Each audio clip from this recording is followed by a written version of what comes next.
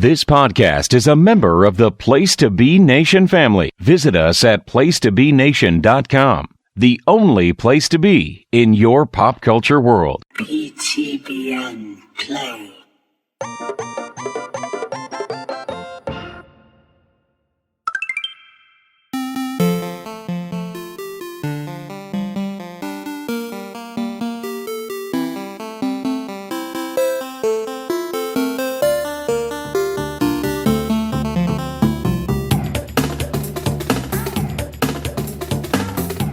Hey everybody, welcome back to PTBN Play on the PTBN Pop feed. This is Brad, and I am with Jordan. Jordan, how are you? I'm great. How about you? I am doing well. We are continuing our top four, Game Struck 4, our defining games, chronological look through video game consoles and what we've experienced. And Yes. we are today going to be talking about, we're keeping it in 16-bit. And no, it's not the TurboGrafx 16, although maybe we'll talk for a couple minutes at the end on that one. We didn't want to take anybody, we talked on the Genesis show a little bit about the Super Nintendo, which is what we're going to talk about today. We didn't want to leave anybody else out that was an NEC fan that had either a PC Engine in Japan or a TurboGrafx here. But we're gonna talk about a big one today, and that's going to be the Super Nintendo. So Jordan, I'm going to start with you. Give us a little bit of background that you have on the system, and then I'll talk a little bit about mine, and we'll move into our top four. Sure. So as we talked about in our last episode with Genesis, I was more of a Genesis guy growing up. We had Genesis first. I don't know that that's the only reason why. I think my age, the Genesis games appealed to me more. We talked about how Sonic and NBA Jam and even like Earthworm Jim, which was available on both systems, but still just had that loud, lots of noise, lots of colors, lots of things happening type vibe. And then you switch it to Mario, which is a quality game series, of course, obviously stood the test of time. It's a little bit more, I guess subtle is a weird term to use for a game about a guy who kills turtles and, fights dragons or whatever. But, is Bowser a dragon? What is Bowser? I wouldn't say dragon. I mean, he's got a turtle shell. Yeah. So, I mean, he's a Koopa. Yeah, that's a podcast for another day, I guess. There it is. Discussing We're going to unpack that. Yeah. We should ask Steve and Glenn that, right, for their questions. I would like to see Glenn debunk what Bowser and his family is. I would guess they'd settle on some sort of hybrid, but... Sure. Anyways, so yeah, we did have Super Nintendo and Genesis in the house at the same time. I couldn't tell you exactly when we got the Super Nintendo, but I know for a fact that I had it growing up because I remember a lot of games that we will talk about growing up. Some that we won't get to talk about, maybe briefly mention in honorable mentions, but for me, since Genesis came first, that was the one that kind of stuck with me as a child. But what I've found is as I've aged, I almost said grown up, but I really haven't grown up. Right. No. But as I've aged and gone back and played games, I prefer the Super Nintendo now. And I don't know if that's nostalgia kicking in. I don't know if it's because of the Super NES console that you can buy or things like that. But just as an adult, I tend to go back and play Super Nintendo games more than I would Genesis games. And actually, as I'm discussing this out loud, I think I know the answer. And I think it might be because my affinity for role-playing games has developed. Sure. More. And I think, too, the 2D aesthetic is one that, as we moved into PlayStation and Saturn, we got into 3D. Everything was 3D. Yeah. But SNES did 2D so well, and we'll talk about some of their 3D endeavors and some of the tricks they used tonight. They did 2D so well, and those games played so well. The gameplay was so tight that they're timeless, and that's why I think with the SNES Classic and whatnot, it was it's a huge success because these games anybody can pick them up now, and they're tremendous games. And that aesthetic, or that 2D platformers and stuff, and that look is emulated so much in today's in indie games, and even main console games where they they want to capture that again, and it's still good and with that gameplay. So I would definitely agree with you. There's certainly some examples from the Genesis side that are re-released, and there's an upcoming Genesis collection again as they milk every dollar they can out of their library as they should. But with the SNES, I think the games and the role playing ones we'll talk about too are so good and timeless, and that's just something that that really puts the system on another level. Yeah, I do think there's a small bit to, history's written by the winners too, and Nintendo lasted while Sega is still a company, but they aren't producing systems anymore. And so, when they ceased making systems and consoles, maybe that just kind of led people to kind of cling to Nintendo more than they did in the past. So. Well, and that battle was, and I did not have a Super Nintendo. My sister did, and she got one more in like the mid '90s, towards the tail end of the system, and kind of played it through into the end of the decade. Even when the Nintendo 64 was, we had one of those too, but that was kind of her system. And I had friends that had it too. But this was the console wars, right? So there was no battle between, Master System and Nintendo. But Genesis though, and Super Nintendo was a big thing. And there's been books written about it. I recommend listeners checking those out. The Console Wars, I think, was one of them, written by people that, worked within Sega. And so to kind of set the timetable for it, so the Genesis came out in 1989 in the U.S., which seems early when you think about it. Very early, yeah. Because Sonic came out in the summer of 1991. And that's important as like a tipping point because the Super Nintendo was released late in the summer of 1991. So that's really where like the battle began because here comes, that's really where it needs to start. So they did have a 2-year lead time, but again, you and I are the same age. I didn't see anything with Genesis really pre-Sonic, very limited. And the Nintendo, had Mario 3 in 89, 90. I think I may be getting that wrong. And so they were still chugging strong, right? Because, they really were, the mass rollout to the U.S. was in 86. So really, the NES was only 4 or 5 years old, and how popularity, that curve comes up till it becomes mainstream. So really, the Genesis came out here when Nintendo was like at its peak, and so we really don't think about like Sega in 1989 and 1990 pre-Sonic. It really is kind of that jumping off point for them. But yeah, that was a big deal. And again, you're fortunate to have both in your house, and a lot of times people didn't.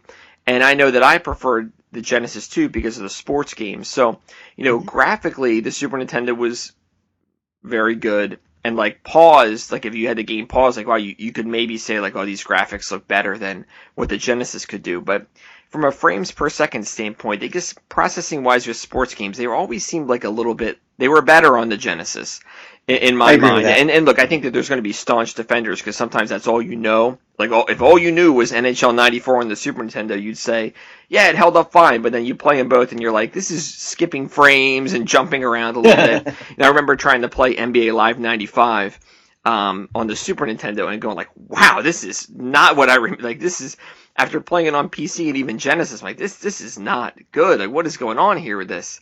So I think sports games for me was Genesis too, and so I did not actually have a Super Nintendo, and then I, except for my sisters and some friends. So I'll talk about those tonight for sure.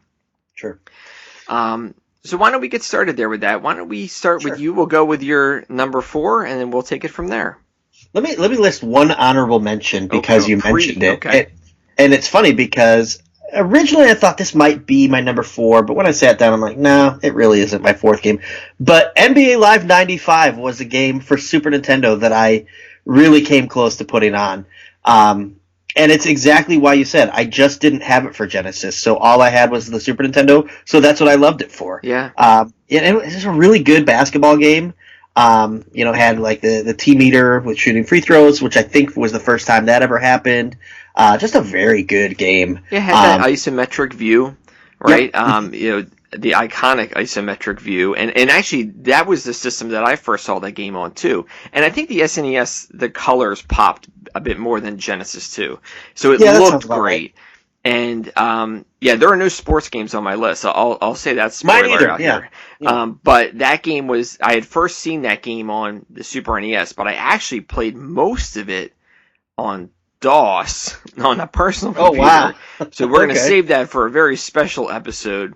That's going to be, so that's going to be for later. So I did see, that's the first time I ever laid eyes on the NBA Live 95, like that move from 94-95 is one of the most iconic game changers in sports gaming history was that I agree. new engine that they put in. And I loved NBA and basketball games the most at that point, so it certainly was all in on it. And so it was really groundbreaking. And it's funny, yeah, I saw the SNES for that also. So And I almost wonder, as we're discussing it, and I remember thinking, like, okay, I had it for SNES. I wonder why.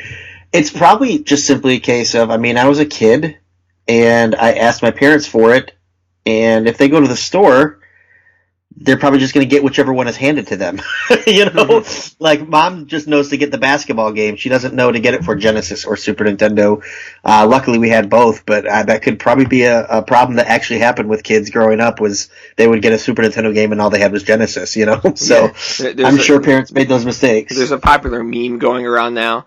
It was like, I think the gist of it is like, in 1988, I couldn't understand how my mom or dad didn't know all the intricacies of all the things that we knew about gaming. Right. I used to tell my dad play-by-plays of my Madden 94 games, and I think about and now it's we try to, now you're better at this than others, and now we try to put together the pieces. If you're a young kid or whatever, and you're just as lost because of everything going on with life. So it's funny how it's changed.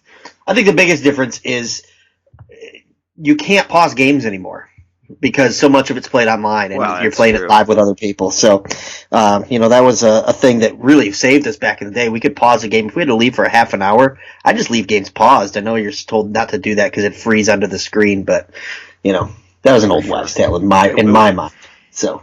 Yeah, boy, the old wives' tales were that the brick would, burn the carpet or, burn into the screen. And actually, I think that happened more with flat screens and stuff later. I don't remember any tubes it really did, burning into anything, but we were scared straight. And we didn't want to waste power probably either. So right. Anyway, let's kick over our list. Sorry to sidetrack us there, but my number 4 is a sequel to a Nintendo game that was actually on your list, and I went with, and this might be my first hot take of our series, I went with what I considered to be the better version of Punch-Out. I went with Super Punch-Out. Nice. I love Mike Tyson's Punch-Out. I think it's a great game, and it's definitely the more classic, more remembered game. But for my money, I would rather play Super Punch-Out. For a few reasons. Number one, it's not impossible, which I think does help. I mean, I love a good challenge, but we talked about this on the Nintendo episode. There's a difference between challenging and frustratingly impossible, and that's what Mike Tyson's Punch-Out was. Whereas with Super Punch-Out, it's basically the same mechanics. You're still Little Mac, and you're still fighting these cartoonish, colorful characters. In fact, I think Bald Bull, Super Macho Man are both still in the game.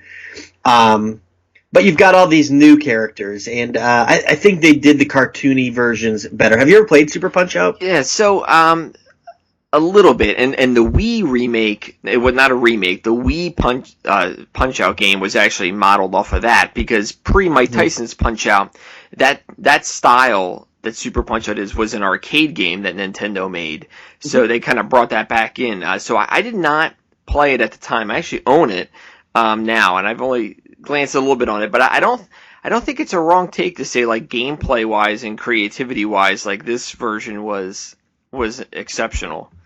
Yeah, and it's very close either way. I mean, right down to Mike Tyson's has Glass Joe, Super Punch-Out has Gabby J. It's basically the same thing. The guy who's 1 in 99. It's just here's the first fighter. If you lose to him, throw your video game away and never play a video game again. This isn't for you. I just like the characters better. We had a clown that would throw juggling balls. There was a dual boss, the Bruiser Brothers. They were kind of like the Tyson of the game, and they were very difficult, but you could beat them. If I remember correctly, their little tell before they threw a punch was their earring would glimmer. Sure. And so that's when you knew a punch was coming. And it's the same mechanics, essentially, getting the timing down, following the patterns, and doing it right. But there's more fighters. I think the fighters are more creative. There's a Bruce Lee type. There's all kinds of different fighters. And one other thing that I like about it that kind of added a competitive element to it to play with other people is obviously it's a one-player game only, but you had time scores.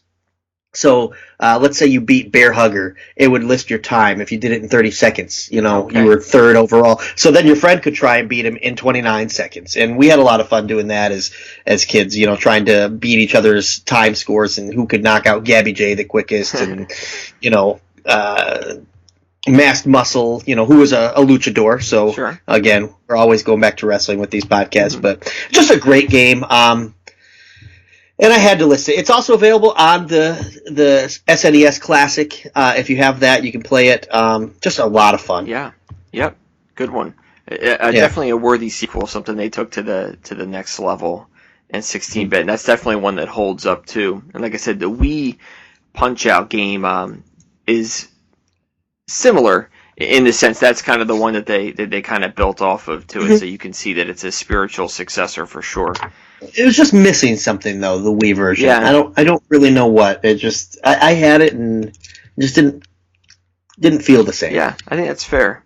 Probably because you had to you had to stand on a balancing board if you wanted, or yeah, right. or waggle have your all the controller accessories. around too.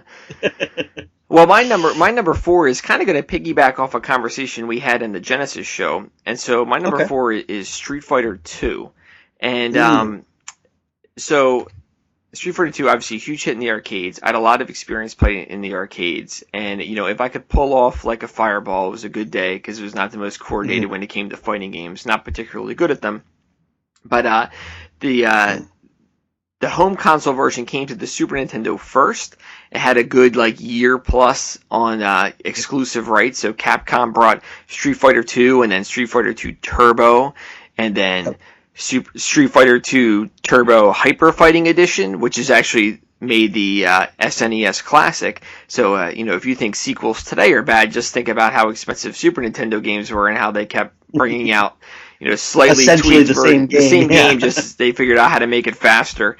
And so, they made tweaks in the arcade and they made them at home, and people kept buying it. It was huge. And so, since you could only get it on Super Nintendo and they already had the 6 buttons, it was really, really cool. And it played well, too. I mean, look, they crammed it into a 16 meg chip, which was huge at the time. There were things, obviously, they had to take out from the arcade, but it was a great fighter. And I had more experience with that one at the time than Mortal Kombat, which is something I played more years later on the Sega side. So, yeah, Street Fighter 2 was my number 4. Cool. So here's something fun that I brought up for this episode. Maybe we should have done it for past episodes. I have in front of me a list of the top-selling Super Nintendo games of all time, and Street Fighter 2 came in at number 5, the 5th best-selling game of all time, and that's Street Fighter 2: The World Warrior, which was the first release. The first one, yeah. And what's crazy is Hyper Fighting is number 9, so 2 Street Fighter 2 games in the top 10 selling games of all time for the SNES, I think speaks to how big of a deal Street Fighter was, and fighting games in particular at that time. Yep. A big thing in the 90s. That could be our most 90s moment, right? Of that was just the fighting games in there, and we'll maybe talk about some of the different clones and things that you saw from there. But yeah, Street Fighter 2 was tremendous, and man, some good, crazy. Some bad. Yeah, a lot bad, but yeah. But yeah, I mean, I love Street Fighter 2, and that was a game I remember discovering in the arcade. And I always wanted to play Street Fighter 1 because, I found Street Fighter 2 in the arcade. I'm like, what's Street Fighter 1 like? And I don't know that was it even a game? It was a game. It was on. It was called Fighting Street. Fighting. Oh man, I can't believe my brain has really gone down. So it was. It was a game. It was on the TurboGrafx 16, and Capcom had only put it out there. It was not. It was a fighting game, but obviously nowhere near fleshed out to what we would believe Street Fighter 2 is. That was always kind of mystery, because it wasn't called Street Fighter. It was called something else. Sure.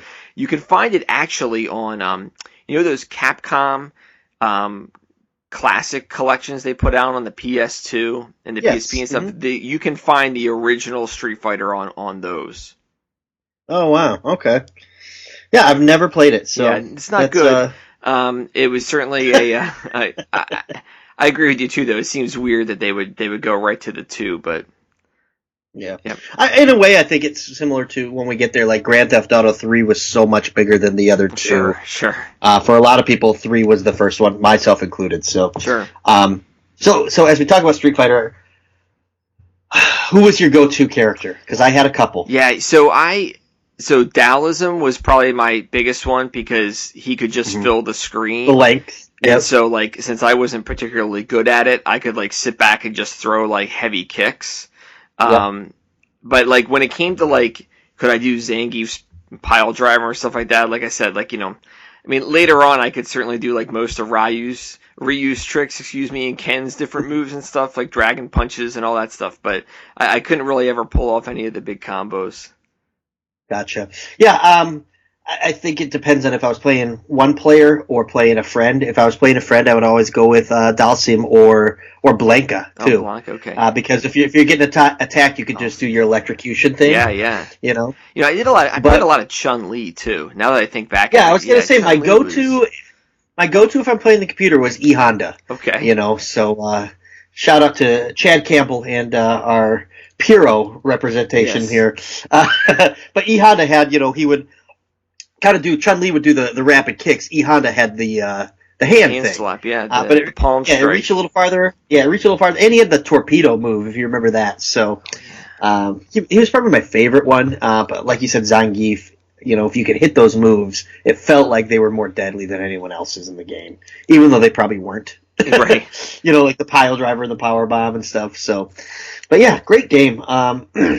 And I'm glad you listed it so we could talk about it. But so we're starting off with some fighting. Yeah, starting off with some fighting. So, and one quick note is too, and we talked about this with Mortal Kombat, was as the roster obviously expanded a bit. With Hyper Fighting, they added a couple more, and actually Street Fighter 3 didn't come out till the Dreamcast.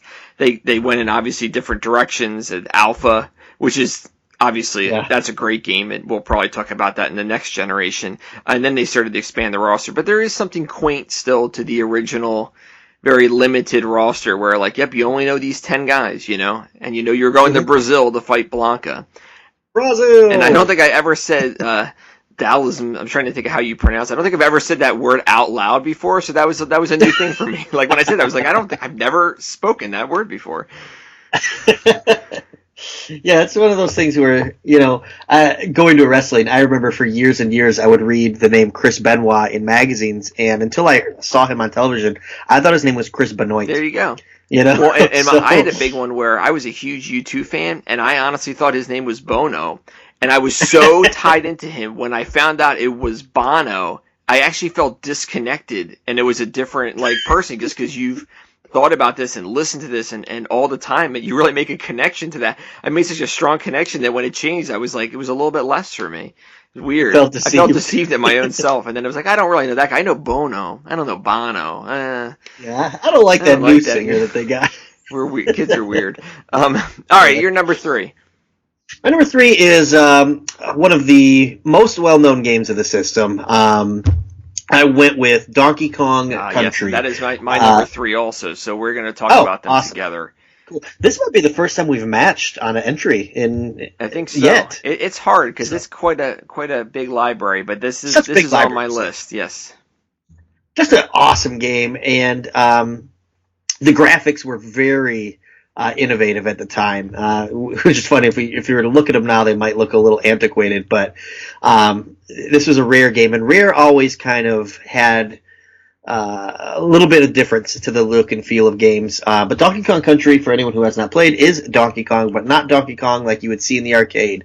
This is Donkey Kong and Diddy Kong, exploring the lands, trying to find the banana horde, fighting people along the way. Just an awesome side-scrolling game.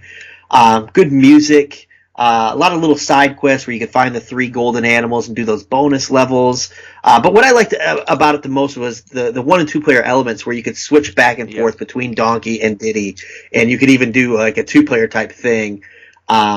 Just an awesome game that I have gone back and replayed with my kids. My wife would play this one. This is one of those games that Nintendo was so good at that anyone can sit down and play. Not everybody can be really good at it, but everyone can figure it out. Yeah. And Donkey Kong Country is a game just like that. Yeah, so this had the, I'm going to use the word iconic again. It was these pre-rendered 3D graphics that Rare did. Yeah. And they, in doing a little light research, and look, you can find great retro video game shows like Retronauts and stuff to hear like really detailed talk about this. So I'm going to skim a little high level, but essentially, yeah. So Rare really pushed the envelope, and they came up with a way where they could compress graphics and make them look 3D and be really tight. And so when you watch this and this was 32 megabytes, so it's double Street Fighter 2.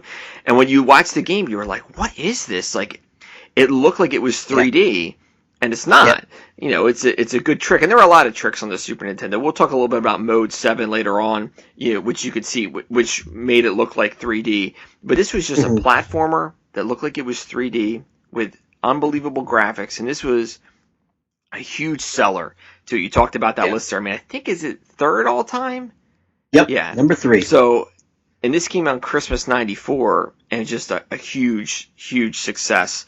And not that we just like things because they're successful. We want to have some type of artistic quality into it. And it's funny because I remember playing it, and I liked collecting the bananas too. A little bit of a collectathon, not as bad as the Nintendo 64 version or reimagining of the game, but I remember it being a good platformer. And we talked a little bit with Earthworm Jim, or how it was a little bit wonky and challenging. And I remember this being a little bit similar to that, where it wasn't crystal clear. You're riding a rhinoceros and trying to jump around. It's crazy, right? Yeah. And so I was doing research for another game, and I came across a quote from Shigeru Miyamoto, who, famous for Zelda's and Mario's and Nintendo's best designer ever, where he didn't really like Donkey Kong Country's graphics. He wanted to go in a different direction. And I pulled a quote up, and he said something along the lines of Donkey Kong Country proves that players will put up with mediocre gameplay in as long as the graphics are okay. So that's a pretty stiff shot back in the mid-90s. But because there is a little bit of a, and you listen to different shows and other gamers, that there's a little bit of prevalent thought that actually Donkey Kong Country is actually not good from like a gaming standpoint. We remember it being great. If you played it since then, I have not played it much, so I'm not speaking to it as being my opinion, but there is a little bit of a discourse, which kind of reminds me of wrestling Twitter, where it's like, well, actually, this guy is actually not good, and the thought was that this game is actually not a great game. Because of the gameplay hindrances, and as a platformer, it's not as good as what it was made out or sold to be. So, but they did come out with sequels. They came out with Diddy Kong's Quest and Dixie, and year after year, which is a good way to make money. And then they took some time off, and then we played through the Wii game, Donkey Kong Country. Talk about a hard game. That's a hard game, man. That is one of the hardest games I've played. And we got pretty far, and then they came out with actually, Tropical Freeze was out for the Wii U, and that actually was just released on the Switch too, so you can revisit that. And those are better versions. I think they're better than their Super Nintendo counterparts from a gameplay standpoint. I would say I have gone back and played it, and I get some of the criticisms, but I wouldn't outright say that it's a bad game. No, I agree. Because there is still some fun elements to it, but some of the stuff that's frustrating is frustrating not because of a challenge, but because of poorly made things. Like, you go to jump on a ledge, and you clearly land on the ledge, yet you fall down the pit and die. Right. That's stuff that is kind of inexcusable. But at the time, it probably had to do with the graphics and what they were doing. Sure. So, nostalgia covers a lot of wrongs. This is a good example of one, but that's a great choice.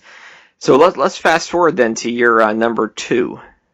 Yeah, my number 2, speaking of nostalgia, is one that my nostalgia wanted me to put it at number 1, but cooler heads prevailed. I left it at 2. If I'm being honest, though, I would like to do a 1 and 1A, because... We can do that. We make the rules here. We're the boss. Yeah, exactly. So my 1A is my favorite Super Nintendo game as a kid. Still love it. Legend of Zelda: A Link to the Past. That is also my number 1, so I will spoil that. Okay. That is number 1 on my list. So we'll call it 1A. We'll go a little bit out of order. It's more of the top 4 defining, loose 1 through 4 for me. So we can talk about that now. That is my number 1. And I'll start real quick, and then you can wax tremendously on it. So this was one that my sister had, and I remember that we had played it together, and I remember beating, like, I know you went back and forth between the Light and Dark World, but I really remember, like, I thought it was like the original Zelda in the sense of like you finished half the game and then it like gave you like another half a game to play completely. Yep. So I remember beating that, and I probably used a fact to do it, and so a walkthrough, as it were. And I remember beating that part of it too. And again, this is a top down, beautiful game, and timeless. And I'll say too is that this is another game, and because we're going to probably talk about one later or release in our mentions, where this game came out in 1991. So you're talking like the debut of the system, and this is like a launch title that even today is like the best game on the system. So it didn't take them 4 years to realize, what a great game was. They were making them right out of the gate in late 91, which is when the war really struck up, because this is a fantastic game. I would love to hear your thoughts on it. Yeah, I think that one of the biggest things that I love about it is that it righted the wrong of Zelda 2 from the NES, because if you remember, Zelda was my number one on the NES countdown, the original Zelda. Then Zelda 2 was just kind of like, what are you doing here? And they could have continued down the Zelda 2 path, but instead they kind of went back to the original Zelda. And this game, I think, is a perfect example of what Super Nintendo did compared to the original Nintendo. The improvements, the graphic improvements, the bigger games, the more quality stuff. It's just, it's if you love the original Legend of Zelda, I don't see why you wouldn't love this game, because it's basically the original Legend of Zelda, but bigger and brighter and better, with more dungeons and more enemies, and it's really challenging too. It's a game that I could beat, but some of those dungeons, like the ice dungeon, I remember it's really tricky because you have to do things in a certain way, and if you do it wrong, you almost have to start over, and there's some real challenge to it. Good story. I'm always a sucker for the Zelda stories as well. But yeah, like everything you said, this was right out of the gate one of the first SNES games, and I don't rank it highly because, it's the first, so therefore it gets some out. No, I rank it because it's the best. Yeah. It just so happens one of the first games was the best. And everything I've said about Zelda, I echo even more so on Link to the Past. And when we get into 64, you're going to hear me gush even some more about Zelda. I'm a Zelda fan through and through. But yeah, like you said, it is almost like two quests, because remembering the game off the top of my head, you had to get like 3 pieces of something. I can't remember what they were. And it's kind of like, okay, when I do that, I'll fight Ganon. But no, that just unlocks the Dark World. And that basically, you've got like 9 new levels you got to get through. So I just remember some of the stuff I really like about it is there's some comedic elements too to the game. Like Link actually becomes wanted in A Link to the Past, and so all of a sudden you're appearing on wanted posters, which you can yank out of the ground and chuck at people and stuff, just fun stuff like that. People would see him coming and run in fear and call the guards, and just some cool stuff. So yeah, just a great game. Also in the top 10 all-time selling SNES games. Is that number 5? It's number 7, actually, behind Street Fighter. Interesting. Yeah. I know it got a Player's Choice release later on. It's actually the version that we had.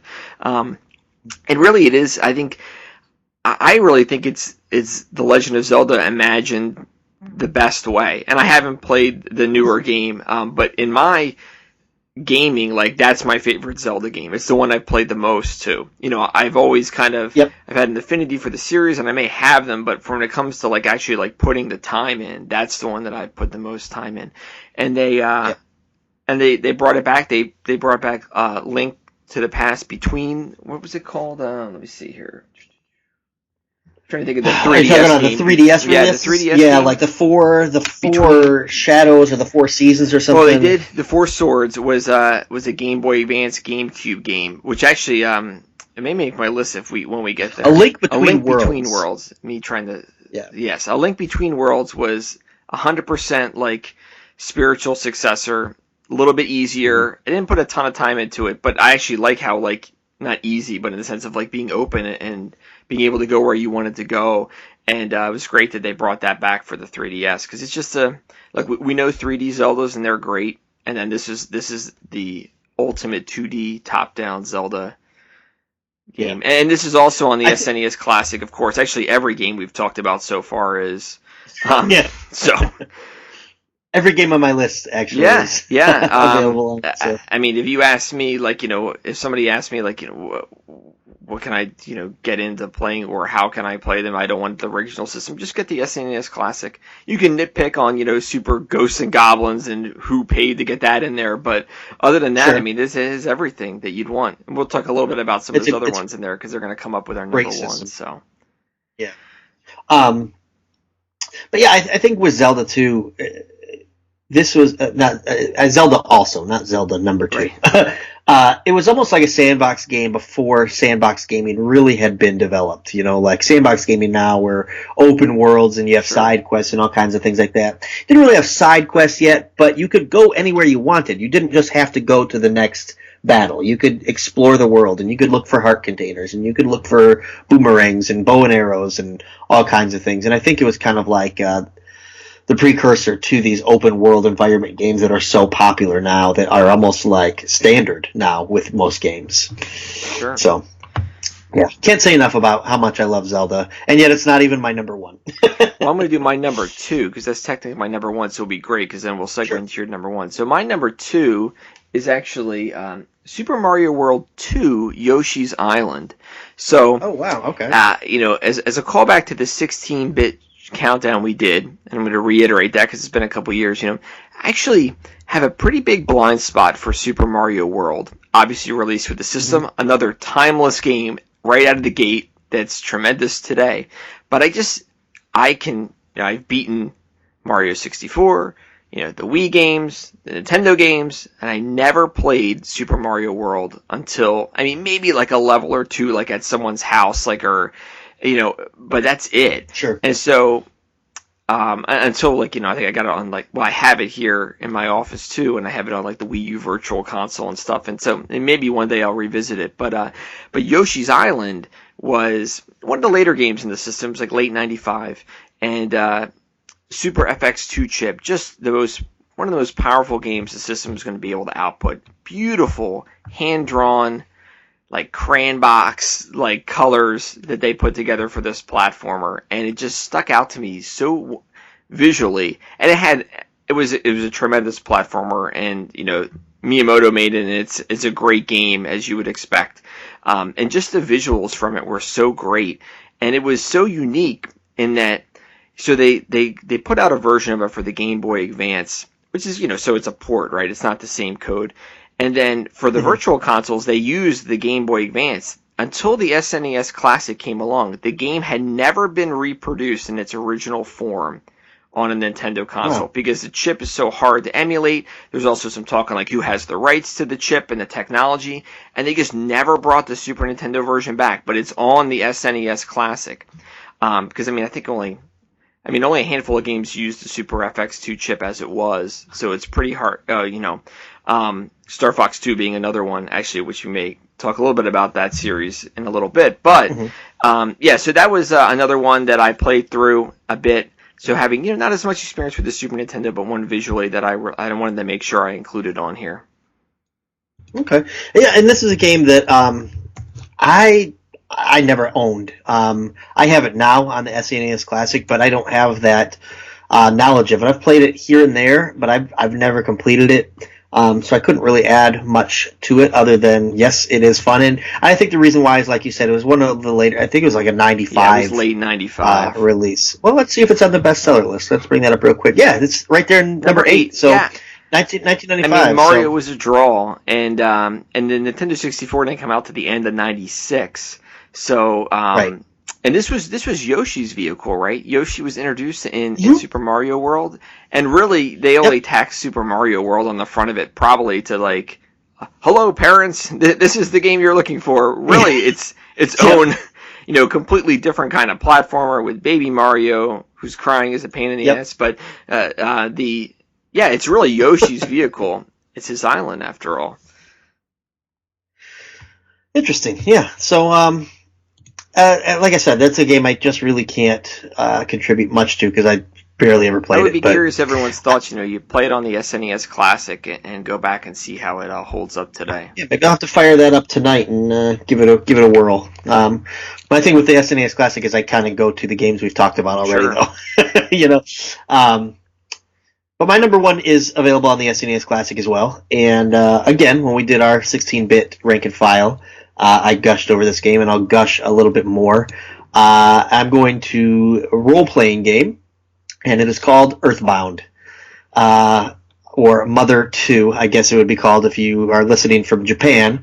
But Earthbound was one of the first games that I loved solely because I thought it was hilarious. I've always loved comedy, and to have comedy wrapped into a video game was something that I hadn't really seen yet or hadn't seen done well. It's not the only reason I like the game, but Earthbound is a role-playing game. You assume the role of Ness, who you might know from Super Smash Brothers games, and Lucas is also in there.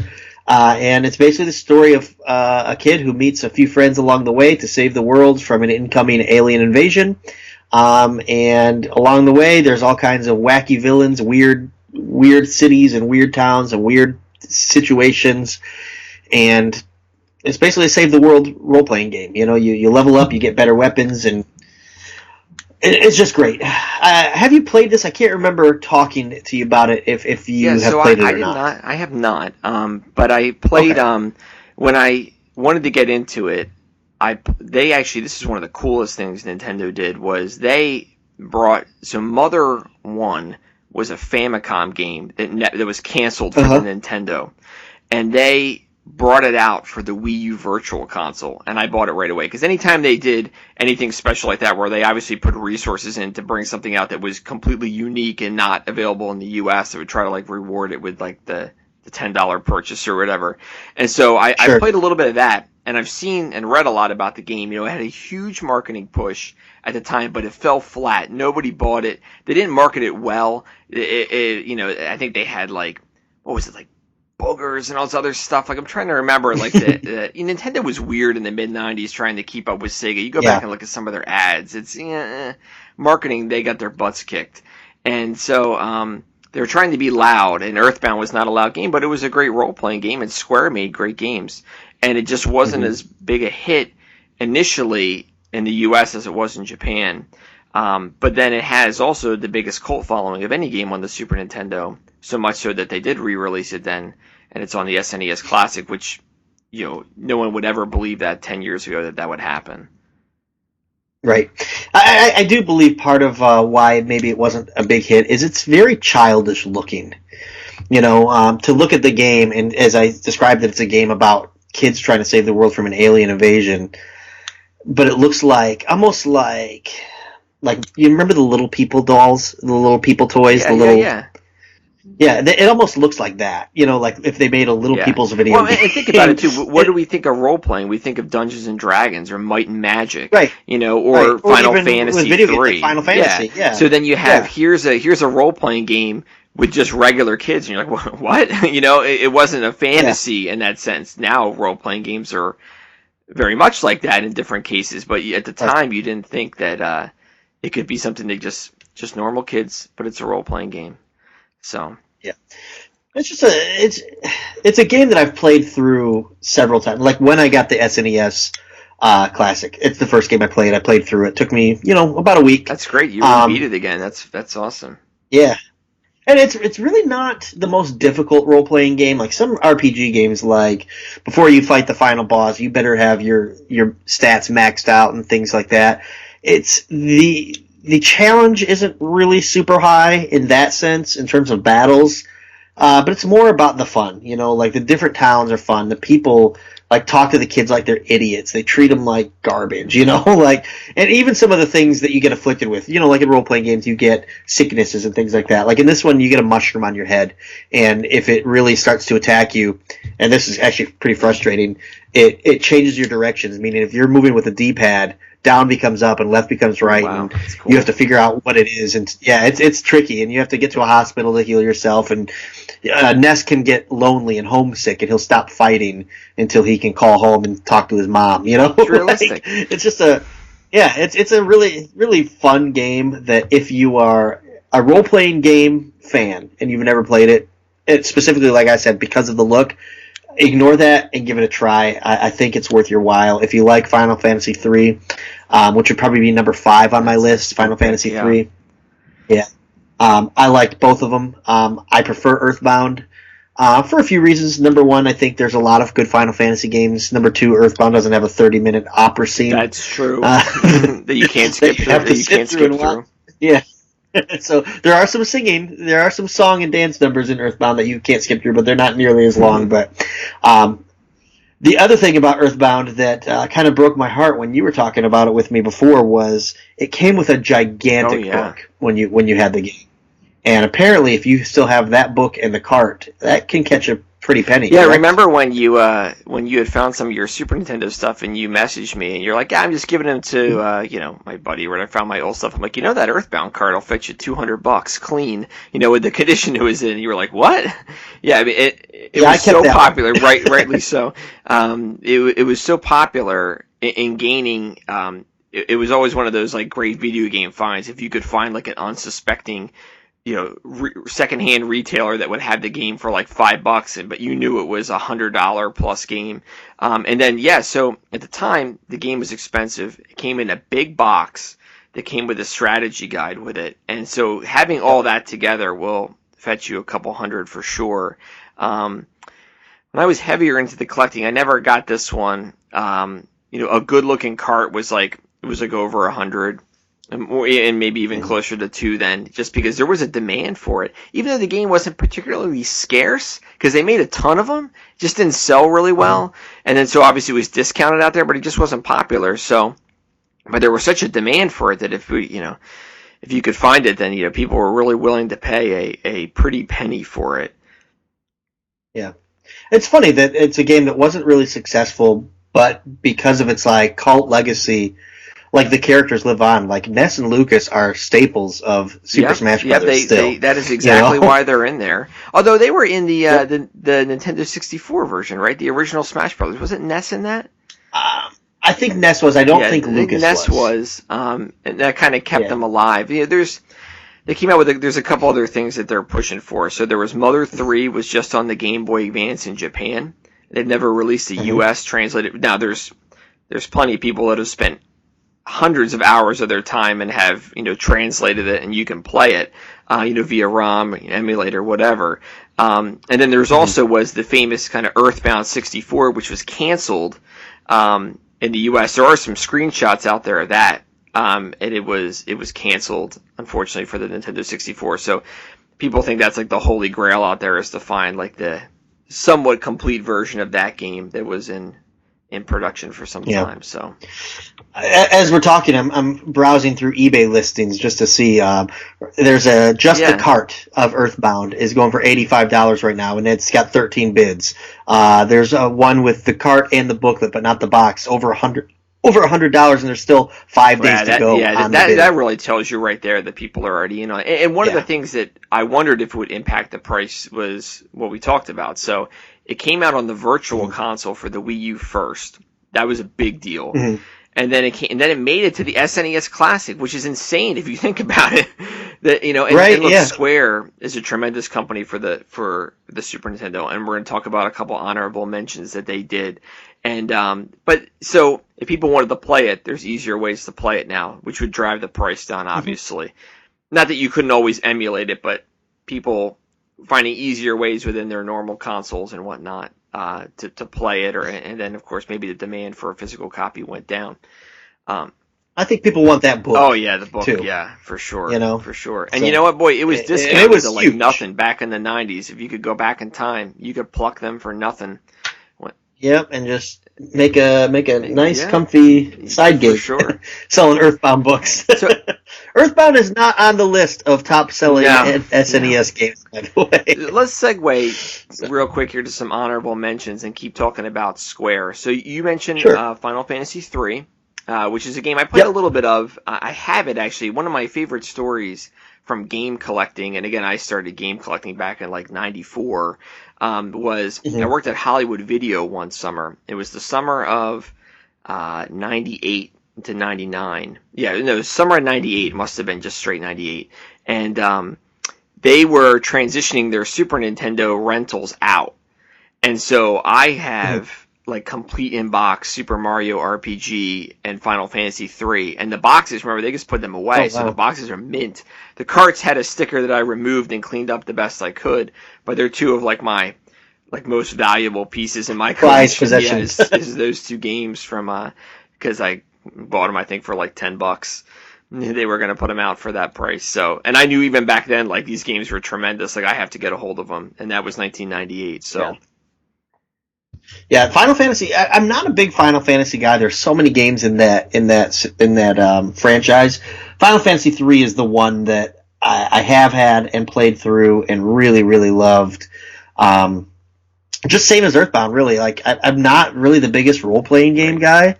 I'm not huge into that. I'll play them here and there, but these two are probably my 1 and 2 in terms of those games. And where did Final Fantasy 3 end up on your list? I would have. I'm sorry, I meant on the selling list. Oh, on the selling list. Yeah, it's actually listed as number 11. They have it listed, of course, as Final Fantasy 6. It was in Japan. The true numbering, as Final Fantasy fans will know, is actually 6. So 7 on the PlayStation is technically the next one in line, but they called it 3 here in the U.S. Did you?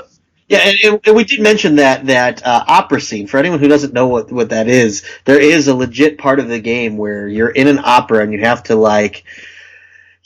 do some battles up in the rafters and make sure the opera goes off without a hitch. And it's long and it can be frustrating because if you fail, you have to do the whole thing again.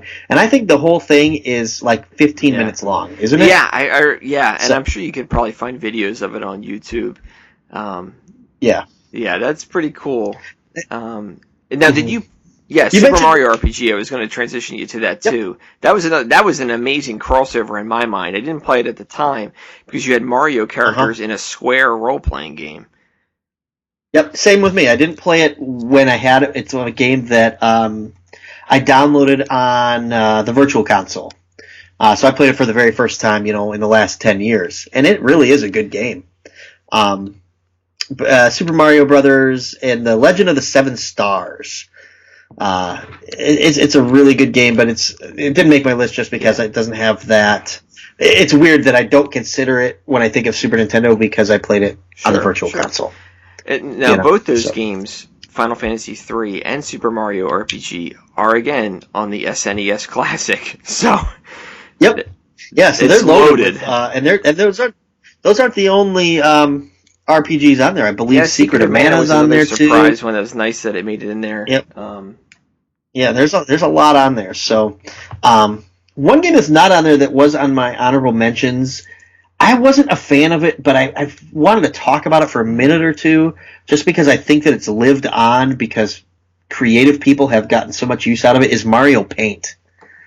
Mario Paint is still, you can go on YouTube and find current popular songs on the radio that people have used their Mario Paint to to do. Did you ever have that game? How that works? I had the mouse because you can use it with SimCity and stuff too.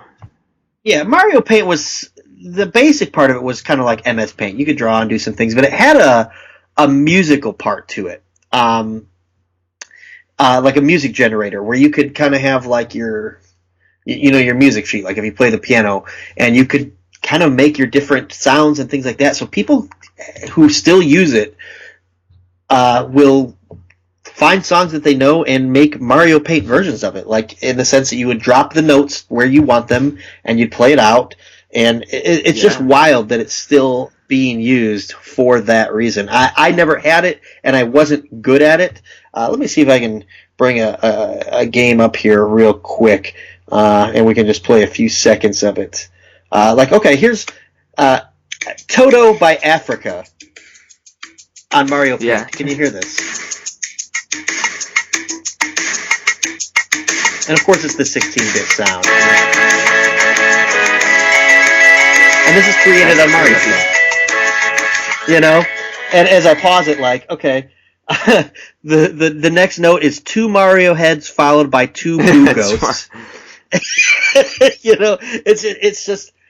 It's maybe one of the most ambitious and that's games what Nintendo's Nintendo always ever been made. great for. We still see it nowadays, with what they're putting out for the Switch, and that's a great one to talk about. Yeah, I didn't have it, and I played it, and all I did basically was scribble. Right. That's all I could do with it. I'm not that creative. Now there are so many games for this system that we really didn't have a chance to even touch on. I mean, Oh yeah. well, I will say a lot of these start with Super, and that was just the way they did their naming back then, right? It was probably for parents Right. too, right? Oh, well, this is Super Bases Loaded, so it must be because it's Super RBI Baseball. Those are actually legit games. Um, and we'll run through maybe some of the honorable mentions. So we threw it out to our live chats group, who's been really engaged with what we've done Yeah, so let me far. bring that up. And I'll talk real quick. One that our buddy Aaron George brought up was Ken Griffey Baseball, which I think is one of the best sports games on the system.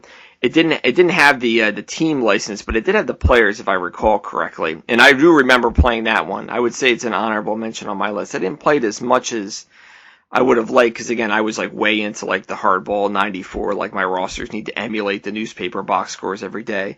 But but that was a great sports game, a great sports series that transferred on even to the Nintendo 64, a couple versions of it.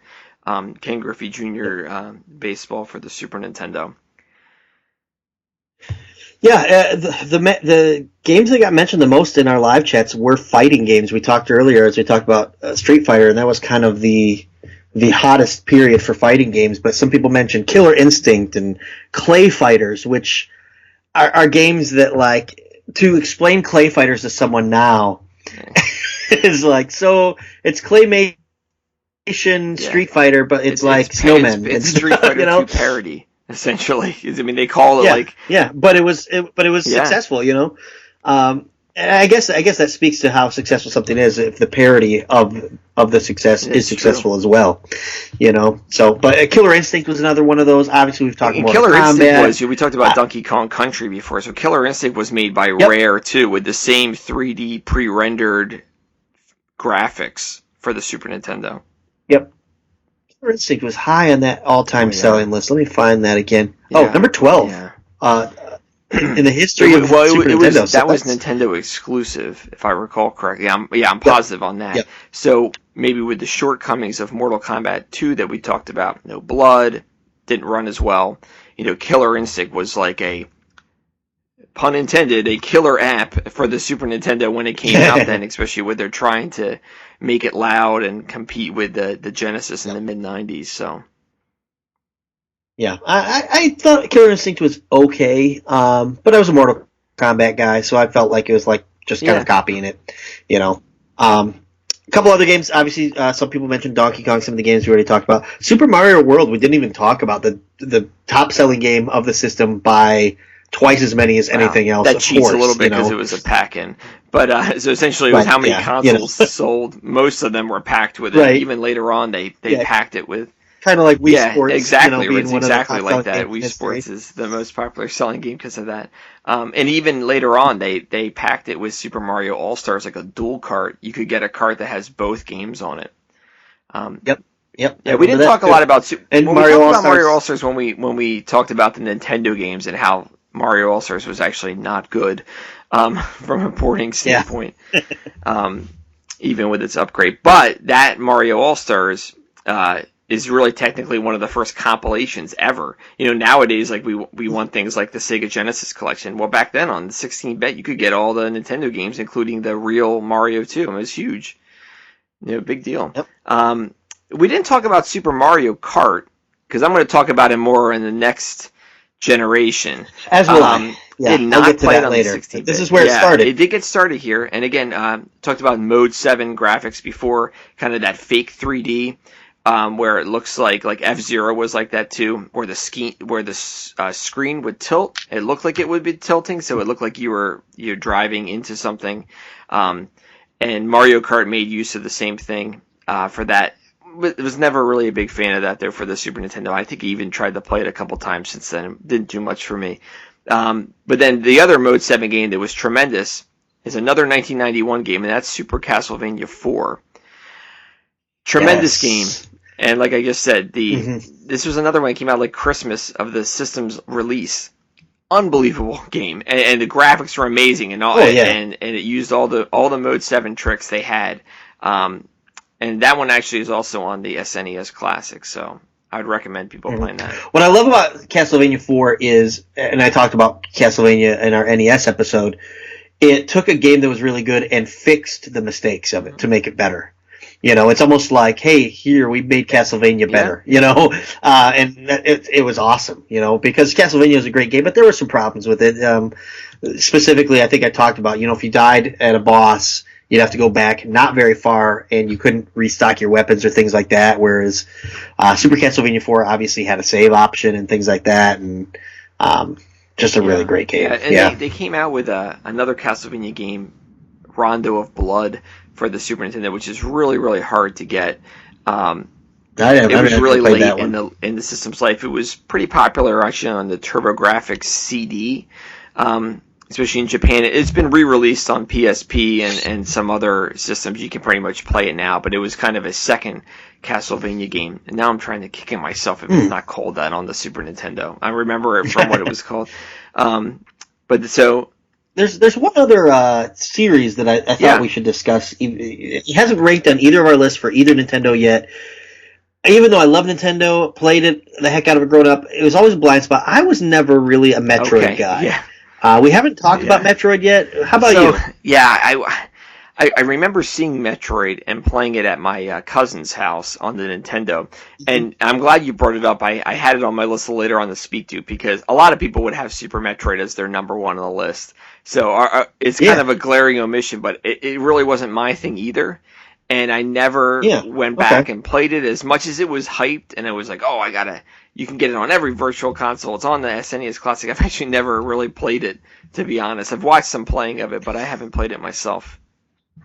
Yeah, my brother and his friends really loved Metroid for the original NES. I don't want to say I didn't like it, but I just didn't get into it, and I think maybe because my skills weren't up to their level, so I'd watch them play and kind of do stuff with ease, and then I'd try and I'd fail, so it just frustrated me.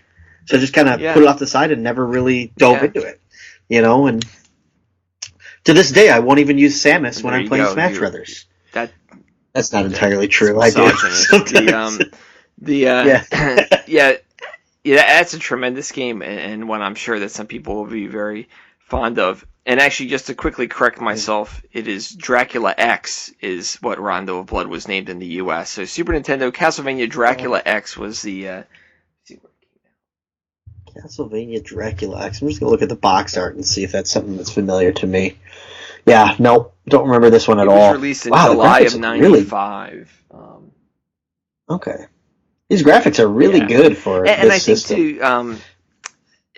kind of that ongoing thing with like remaking Zelda the way they did with Link in the Past. This is the same thing with Super Castlevania 4. It's just the greatest 2D Castlevania one you can make, and they made another one later on, but Castlevania 4 kind of holds up too. Before they went into their I also never played Castlevania Rajan. Oh yeah, that's weird, right? He's you can't shoot. It's weird. It's a weird game. You can pass things off really well, but yes. And I should say that it's not that Castlevania left being 2D, because as we'll talk about in future systems, I will wax significantly on some of their next offerings there. But Super Castlevania, I didn't play it at the time, so it doesn't make mine. One of the other franchises we haven't talked about is Kirby, and someone had brought that up for the Nintendo. It was a late NES release. I remember playing a little bit of it. But even on the Super Nintendo, they had great games. One of them made one of the Superstar. I think that's the one that has all. That's the one that had all the the mini games on it. Yeah. So their Return to Dreamland and all those games I played a lot of Kirby on the Wii actually, but I did not. Me too. Did not play it 16-bit wise, but those games are generally well received also. Yeah, we may discuss Kirby when we get to the Wii. I'm not sure exactly where we're going to go with that one yet, but he is to keep bringing it up. He is my go-to if I'm playing you at Smash Brothers. Kirby or possibly Donkey Kong. So cool. But that's just a warning shot. So let's see what other. In our chat, a couple others that were mentioned are games I'm not familiar with. Somebody mentioned Saturday Night Slam Masters, which obviously is a wrestling game that I did not have. Too. So you're talking about the Street Fighter 2 engine. Essentially, it was one-on-one wrestling. Yeah, it was like you picked your wrestler and then you fought and did moves, but essentially it was like a fighter, just a wrestler. That's a good pick. Oh, That's a okay, pretty very cool. unique game that they never remade or made a sequel to my knowledge. Oh, looking at pictures of it, it reminds me of a game that I thought we could talk about for a quick second. It's Final Fight. I really like the Final Fight series that was as well. exclusive to the Super Nintendo. Yep, it was Nintendo had Final Fight, Genesis had and Streets of Rage. That's kind of how you break it down. Yeah. Final Fight's a good one to put in. I like those brawlers. They're fun. Probably won't make a top 4. You have to be really, really good. But Final Fight was a lot of fun. Basically, the Mayor Hagar has his daughter kidnapped, of course, and he's the burliest mayor I've ever seen in my life. So, sometimes you gotta get things done by just pounding some people. Yeah, absolutely. So, and there's one other that we wanted to bring up. It was Star Fox. So, obviously, one of the big things with the SNES Classic was the release of Star Fox 2, which was a game that was finished and then canceled. And so it had not seen the light of day for 21 years and then came out with the SNES Classics. That was a huge deal. And I will say that the original Star Fox is my most 90s game because while all these games hold up, that game does not. Right? So you remember those polygonal flight simulators you played on computers and it was a little slower because the Super Nintendo tried its best. And I played it. It's fine. I wanted Star Fox 2. Played a little bit of it. I actually had a reproduction card of one of the last builds that was available of it. It's a little bit different. Okay. I don't have an SNES Classic yet, so I probably will eventually get one to experience that on there. But yeah, I would say Star Fox is kind of that one kind of got left in 1993. Yeah, that's I considered it being on my list, but it's a game that just did not age well. Whereas we talk about maybe Donkey Kongs like that. I disagree with that assessment, but I think that's fair when it comes to Star Fox. And some of the other big ones on just running down the SNES Classic to talk because it's we talked about Contra 3 in the NES episode about sequels of that. I think it's a worthy one to be on there. Mega Man X was the and Mega Man. Gosh, was it 7?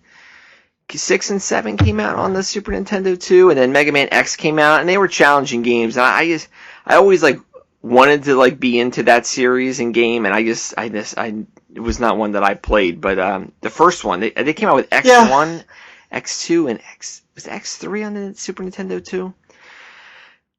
I gotta look and see. We'll find out. I know there was a PlayStation one, but Mega Man X was another popular platforming series. Yeah, Mega Man X3, late '95, so game. near the tail end. Yeah, near the tail end of the SNES. Available on eBay for $879.95. Good God! Oh, jeez. But yeah, I mean, there's so much to talk about. I mean. We went with 4 games because that was the original hashtag. I think talking 10, we're going to a 2-hour podcast, but we could talk about 50 games and I wouldn't get bored with it,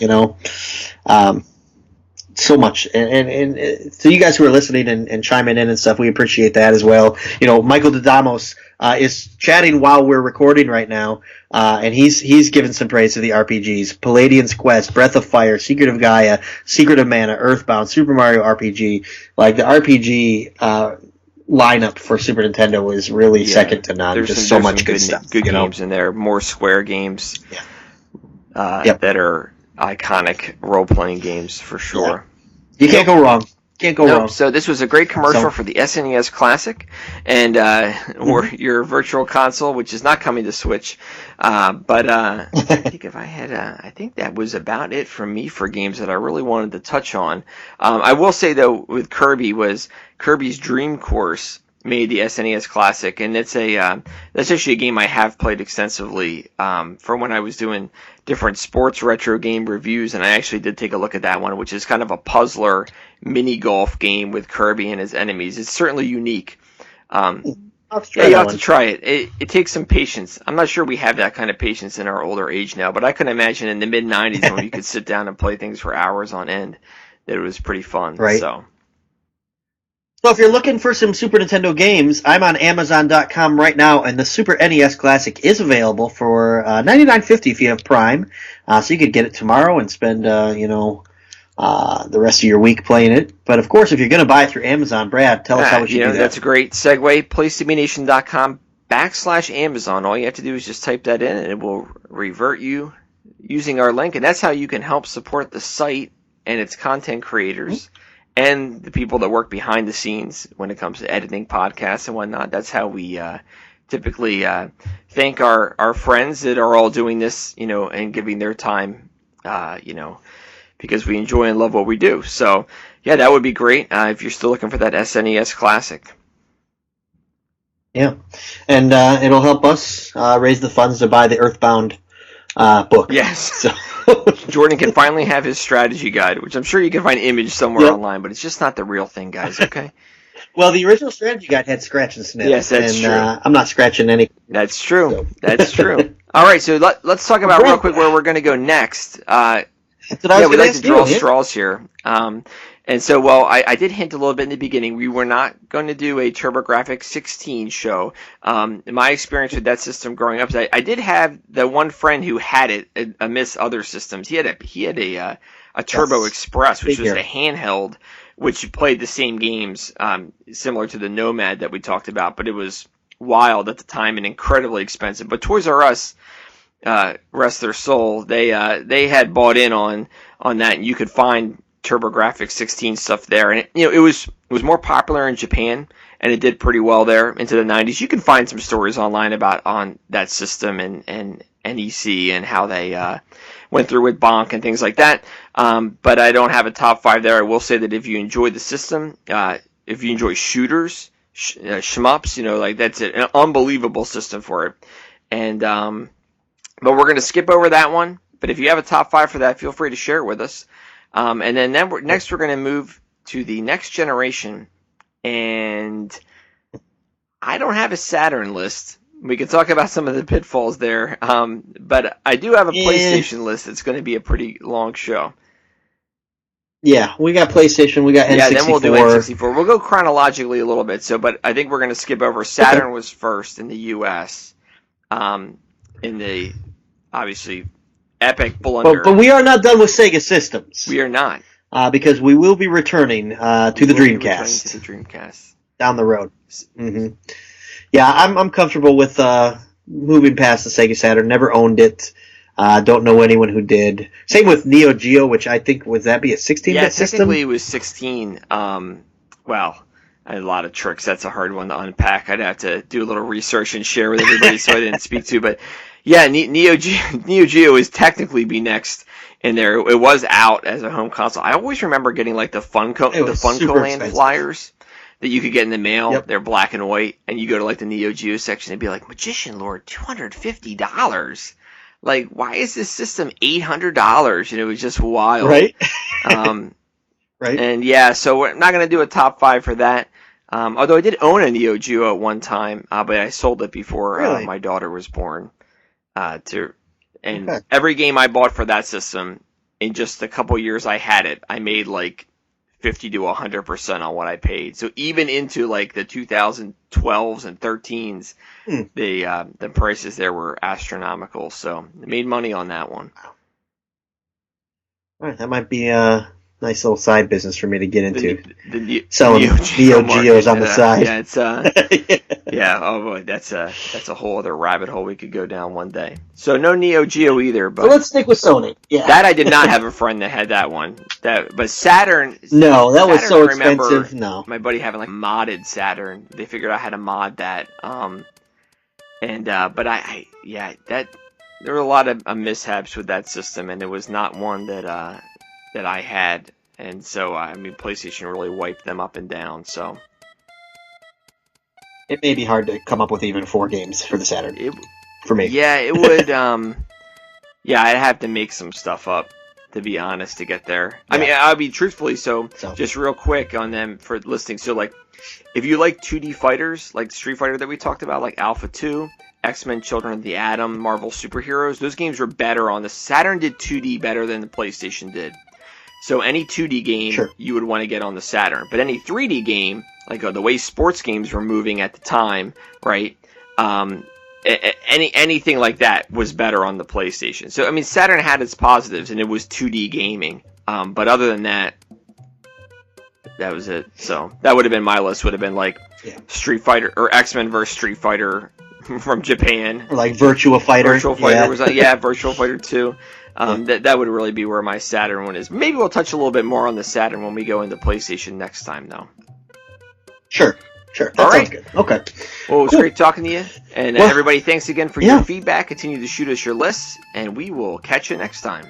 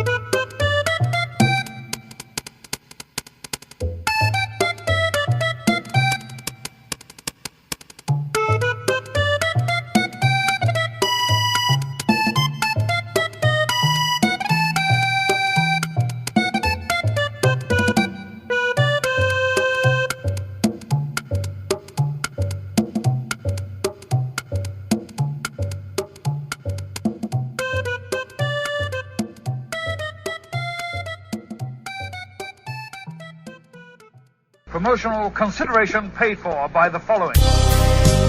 Hey, pro wrestling announcer Kevin Kelly here. I want to make sure you are all subscribed to all the great feeds here at Place to Be Nation. It's really easy to do. Just head to iTunes or your preferred podcatcher app today and search and subscribe to the Place to Be Nation wrestling feed, which of course includes the full archives of the Kevin Kelly Show, the Place to Be Nation pod feed, and the Pro Wrestling Only feed. Subscribe, listen, and then rate us and leave feedback today.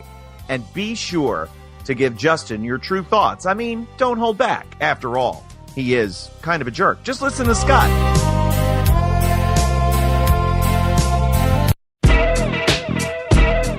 Place to Be Nation's JT Rosero and Chad Campbell here. We want to let you know that we have a ton of great podcasts available to you on iTunes, Stitcher, Google Play, and PlaceToBeNation.com. We offer them to you on two great feeds. On the Place to Be Nation Wrestling feed, we bring you the Mothership, the Place to Be podcast, along with Main Event, Survey Says, the Monday Night Wars, and our monthly pay-per-view reaction show, as well as Jeff Learns Wrestling. In addition to these full-length shows, we also deliver special network podcasts and pod blasts on topics old and new. Over on the Pro Wrestling Only feed, we dive deep inside the wrestling business with a stacked army of experts leading the way. The feed features potpourri shows such as This Week in Wrestling, Greetings from Allentown, Match of the Week podcast, and the Military Industrial Suplex. We also have shows that focus intently on certain topics like Through the Years, Worldcast, Strong Style History, Strong Style Story, and Mount Olympus. Plus, the feed has the full archives of legendary shows like Titans of Wrestling, Where the Big Boys Play, Letters from Center Stage, and Letters from Kayfabe, plus much more. And on our very popular Place to Be Nation Pop podcast feed, we offer such great shows as Talkin' Pop, the Glenn Butler Podcast Hour Spectacular, NBA Team, PTBN Play, Sunday Groove, Breaking Balls, and Lucha Undead, as well as a veritable podcast heaven for comics fans with the hard-traveling fanboys, Sellers Points, Todd Weber's Conversations, Geek and Sassy, and Marvel Age podcasts. You can find all of these current shows, plus archives of our past podcasts, including The Kevin Kelly Show, as well by subscribing to both feeds on iTunes. And while there, be sure to rate and leave feedback today. All these shows, plus others, available at PlayStation.com, where we cover pro wrestling, sports, movies, comics, plus in-depth stretch projects, and more. Be sure to support our site by using PlayStation.com/Amazon when doing your online shopping, and download our free PTB Vintage Vault Refresh ebooks via the links on our site. We also want to thank our friends at Boneheads Wing Bar in West Warwick, Rhode Island, and Fall River, Massachusetts, and thehistoryofwrestling.com. Be sure to follow us on Facebook, Twitter, Instagram, and Tumblr as well. PlayStation.com, the only place to be in your pop culture world.